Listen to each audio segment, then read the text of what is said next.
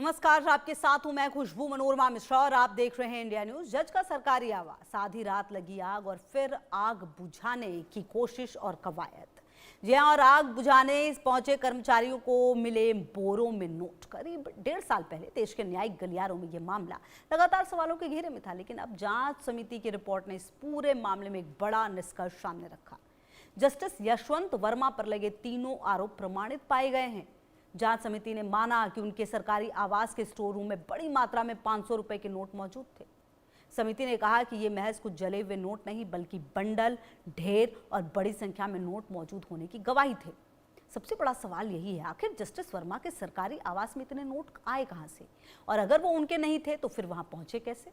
अब जांच समिति ने रिपोर्ट के इस पूरे मामले के बाद कई ऐसे पहलुओं पर रोशनी डाली जो इस केस को देश की न्यायिक व्यवस्था और उसकी जवाबदेही से जोड़ते हैं।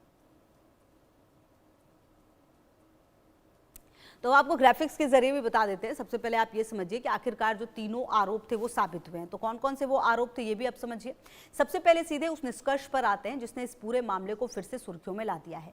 जस्टिस यशवंत वर्मा के खिलाफ जांच करने वाली 3 सदस्यीय समिति ने उनके खिलाफ लगाए गए तीनों आरोपों को साबित माना है। पहला आरोप है सरकारी आवास के परिसर में बड़ी मात्रा में अस्पष्ट यानी अनएक्सप्लेन्ड 500 रुपए के नोटों का पाया जाना। दूसरा आरोप नकदी और घटनास्थल से जुड़े महत्वपूर्ण सबूतों को सुरक्षित नहीं रखना और उनकी स्थिति में बदलाव होना।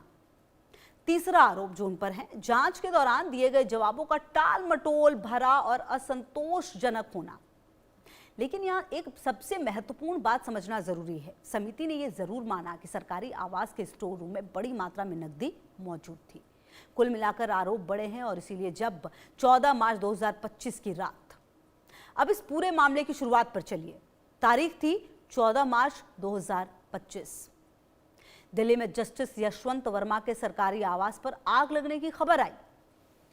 फायर ब्रिगेड की टीम आग बुझाने पहुंची और इसी दौरान स्टोर रूम में जले हुए और आधे जले हुए 500 रुपए के नोट दिखाई दिए। जांच में फायर सर्विस के अधिकारियों और दूसरे सरकारी गवाहों के बयान दर्ज किए गए। कई गवाहों ने स्टोर रूम में नोटों के बंडल, ढेर और अलग अलग जगहों पर बिखरे नोट दिखने की बात कही।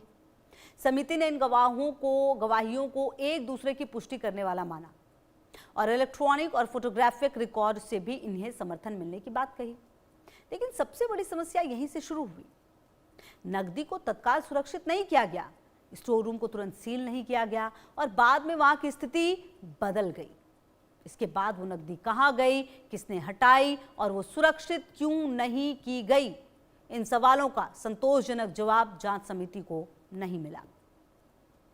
तमाम आरोप लगे, आरोप काफी गंभीर थे और सबसे बड़ी बात, सबूतों पर भी सवाल उठे। नोटों की गिनती क्यों नहीं हुई।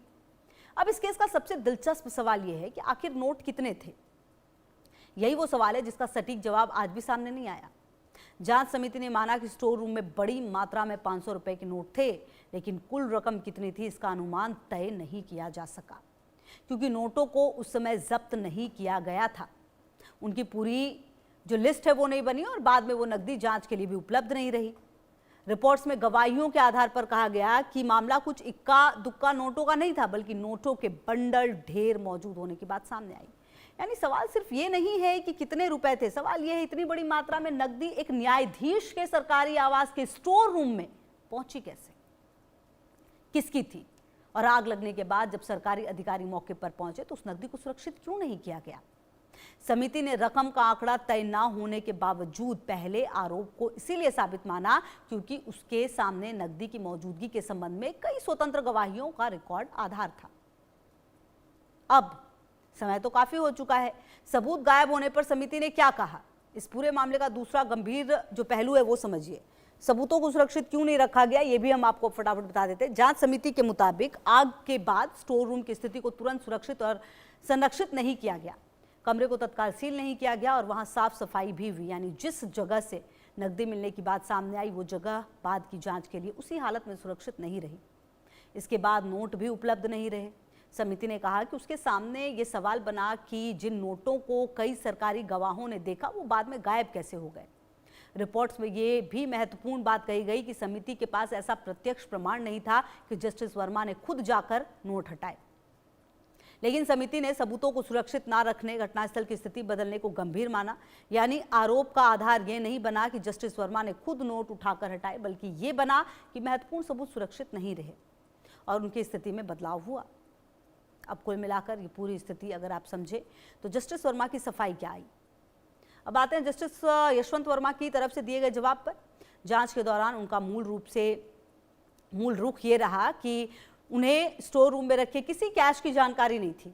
उन्होंने कहा ना तो उन्हें ना ही उनके परिवार के सदस्यों को वहां किसी नकदी के बारे में जानकारी थी। इसके बारे में अलग अलग संभावनाएं भी सामने आ रही हैं। मसलन नकदी किसी साजिश का हिस्सा हो सकती है, नोट प्लांट किए जा सकते हैं या किसी दूसरे व्यक्ति की भूमिका हो सकती है। लेकिन जांच समिति ने कहा कि इन वैकल्पिक दावों को साबित करने के लिए पर्याप्त ठोस तथ्यात्मक आधार नहीं है। समिति ने यह भी नोट किया कि जस्टिस वर्मा ने खुद गवाह के तौर पर पेश होकर बयान नहीं दिया और इसके अलावा वो जांच की कार्रवाई में एक समय तक शामिल रहे, लेकिन बाद में उन्होंने आगे की कार्रवाई में हिस्सा नहीं लेने का फैसला लिया। यही वजह है कि समिति ने उनके स्पष्टीकरण को टालने योग्य, अधूरा और प्रभाव में भ्रामक माना। अब रिपोर्ट के बाद जो बड़े सवाल हैं वो क्या हैं, ये भी अब आपको बता दें। अब सबसे बड़ा सवाल, जांच समिति की रिपोर्ट में तीनों आरोप साबित होने के बाद आगे क्या होगा, ये समझना जरूरी है कि जस्टिस यशवंत वर्मा अप्रैल 2025 में न्यायिक पद से इस्तीफा दे चुके हैं, इसलिए उनके खिलाफ चल रही रिमूवल प्रक्रिया की स्थिति भी अलग हो जाती है। लेकिन इस मामले का महत्व सिर्फ जस्टिस वर्मा के पद पर रहने या नहीं रहने तक सीमित नहीं है। ये मामला सीधे न्यायपालिका की जवाबदेही से जुड़ा है। एक संवैधानिक अदालत के न्यायाधीश के खिलाफ अगर जांच समिति तीनों आरोपों को साबित मानती है तो सवाल उठता है कि न्यायिक व्यवस्था के भीतर ऐसे मामलों में जवाबदेही का अंतिम रास्ता क्या होगा। और यही वजह है कि संसद में रिपोर्ट रखे जाने के बाद इस मामले की राजनीतिक और संवैधानिक अहमियत भी बढ़ गई, क्योंकि यहां मामला सिर्फ एक जज का नहीं बल्कि उस संस्थान की विश्वसनीयता का है जिसने देश के नागरिक न्याय की उम्मीद करते हैं। अब जस्टिस वर्मा केस के छोड़े बड़े सवाल बता देते हैं। इस पूरी कहानी को अगर एक लाइन में समझे तो सवाल सिर्फ कैश किसका था नहीं है, सवाल इससे बड़ा है। अगर किसी न्यायाधीश के सरकारी आवास में बड़ी मात्रा में अस्पष्ट नकदी मिलती है तो उसकी जांच का सबसे पारदर्शी और जवाबदेह तरीका क्या होना चाहिए। इस मामले में जांच समिति ने तीनों आरोप साबित माने, यानी रिपोर्ट में कई सवालों का जवाब दिया गया, लेकिन एक बड़ा सवाल अब भी पूरी तरह खुला है, उस नकदी का वास्तविक स्रोत और मालिक कौन था। दूसरी तरफ जांच प्रक्रिया ने यह भी दिखाया कि किसी भी हाई प्रोफाइल मामले में सबूतों को सुरक्षित रखना कितना महत्वपूर्ण होता है, क्योंकि अगर घटनास्थल सुरक्षित नहीं रहेगा तो सबूत जब्त नहीं होंगे और बाद में वही सबूत उपलब्ध नहीं होंगे तो जांच हमेशा सवालों के घेरे में रहेगी। इसीलिए जस्टिस वर्मा केस की सबसे बड़ी बहस सिर्फ एक व्यक्ति पर कार्रवाई की नहीं बल्कि न्यायपालिका में जवाबदेही और पारदर्शिता की व्यवस्था को और मजबूत करने की भी बन जाती है।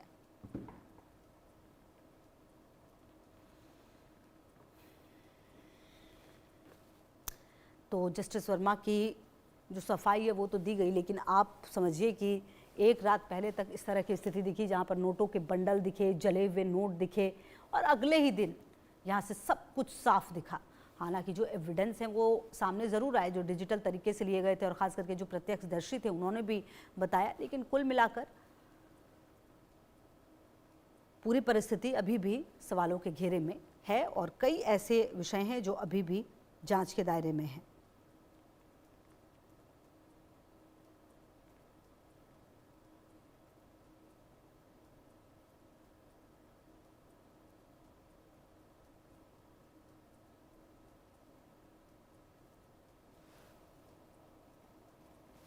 तो आपको बता दें कि अब ये पूरा मामला जिस तरीके से आगे बढ़ रहा है, कहीं ना कहीं बहुत कुछ सामने आएगा, बहुत सारी तस्वीर जो है वो साफ होगी।